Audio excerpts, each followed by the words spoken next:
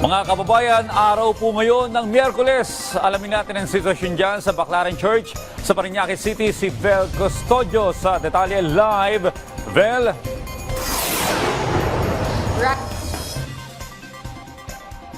Maaga pa lang, marami na ang nagsisimba sa Baclaran Church.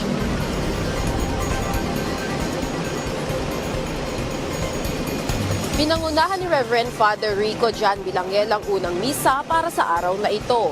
Sa homily, sinabi na mahalagang maging tama pero mas mahalagang maging mabuti at umunawa. Matuto rin tayong tumingin, makinig, magsalita, umibig at mamuhay, kawangis ang paraan ng Panginoon. Ngayong araw din ang bagsakan ng Baclaran Church. Kaya inaanyayahan naman ng simbahan na bumili at tangkilikin ng mga prutas at gulay mula sa magbubukid sa sitio Nayon sa Tanay Rizal. Samantala, ibinahagi ng ilang mga parokyano ang kanilang panalangin at pasasalamat.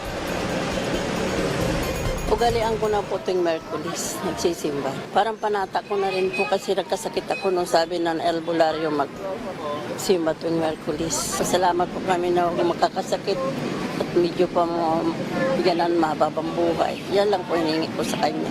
Kami tuwing Biyernes sa Quiapo, bago tuwing Merkulis naman dito sa Baclaran. Ay kami nagpapasalamat na binigyan kami ng biyaya.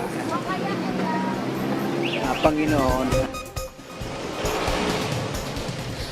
Para naman sa traffic update, mabigat na ang volume ng mga sasakyan dito sa sa southbound lane ng Rojas Boulevard, kaya naman bahagya na may pagbabagal ang daloy ng trapiko dito habang maluwag pa ang daloy ng trapiko patungong northbound. Balik sa iyo, Audrey.